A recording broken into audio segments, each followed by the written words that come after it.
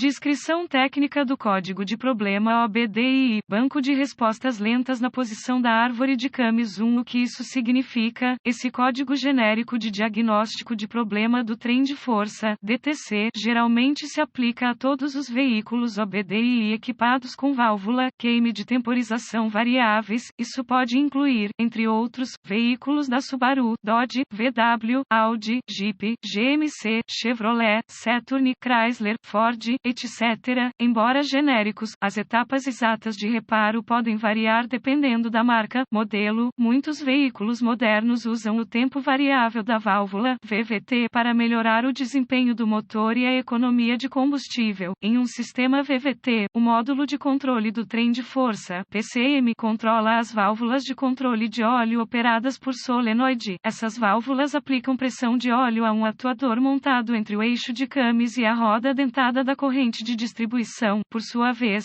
o atuador altera a posição angular, ou mudança de fase, da árvore de Camis. Um sensor de posição da árvore de Camis é usado para monitorar a posição da árvore de Camis. Um código de resposta lenta da posição da árvore de Camis é definido quando a posição real da árvore de Camis não corresponde à posição desejada pelo PCM durante as mudanças de fase da árvore de Camis. No que se refere às descrições dos códigos de problemas, o A indica a entrada de árvore de Camis à esquerda ou à frente. Por outro lado, B indica a árvore de Camis de escape, direita ou traseira. O banco 1 é o lado do mecanismo que contém o cilindro número 1, enquanto o banco 2 é o banco oposto. Se o mecanismo for um projeto em linha ou reto, haverá apenas um banco. O código P000A é definido quando o PCM detecta uma resposta lenta na mudança de fase na posição da árvore de Camis do circuito do banco 1. Este código está relacionado a P000B, P000C e P000D. Qual é a gravidade deste DTC? A severidade desse código é moderada a grave. É uma boa ideia abordar esse código o mais rápido possível. Quais são alguns dos sintomas do código? Os sintomas de um código de problema da P000A podem incluir luz iluminada do mecanismo de verificação, emissões aumentadas, desempenho ruim do motor, ruído do motor. Quais são algumas das possíveis causas do código? As causas deste código podem incluir suprimento inadequado de óleo, sensor de posição da árvore de Camis com defeito, válvula de controle de óleo com falha, atuador VVT com falha, problemas na corrente de distribuição, problemas na fiação, PCM com defeito. Um exemplo de sensor de posição da árvore de Camis,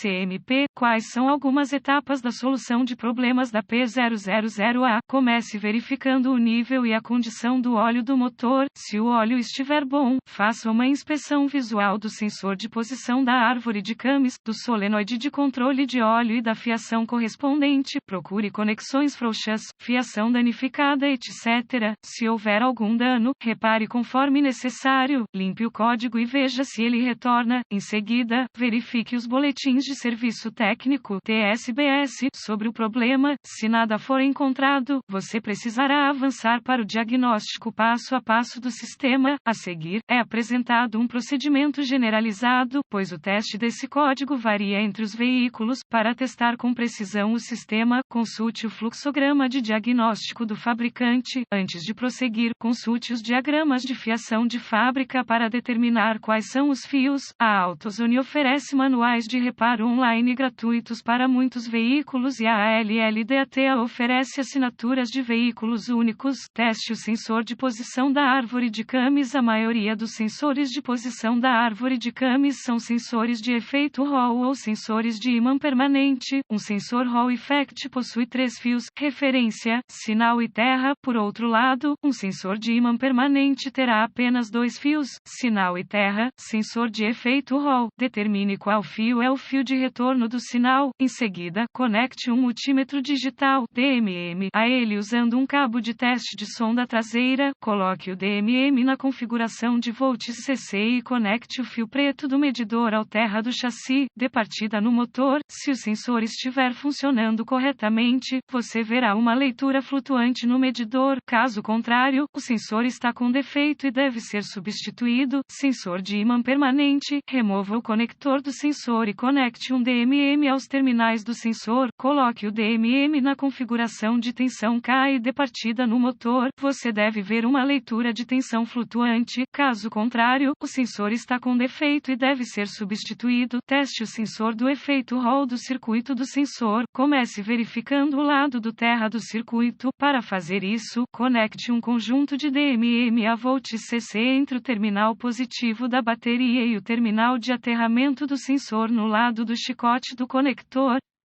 Se houver um bom terreno, você deve obter uma leitura de cerca de 12 volts em seguida. Verifique o lado de referência de 5 volts do circuito conectando um conjunto DMM em volts entre o terminal negativo da bateria e o terminal de referência do sensor no lado do chicote do conector. Ligue a ignição do veículo. Você deve ver uma leitura de cerca de 5 volts. Se um desses dois testes não produzir leituras satisfatórias, o circuito precisará ser diagnosticado e reparado. Sensor de ímã permanente. Verifique o lado do terra do circuito. Para fazer isso, conecte o conjunto do DMM a volts CC entre o terminal positivo da bateria e o terminal de aterramento do sensor no lado do chicote do conector. Se houver um bom terreno, você deve obter uma leitura de cerca de 12 volts. Caso contrário, o circuito precisará ser diagnosticado e reparado. Teste o solenoide de controle de óleo. Remova o conector do solenoide. Use um multímetro digital definido como ohms para verificar a resistência interna do solenoide. Para fazer isso, conecte o medidor entre o terminal solenoide B+,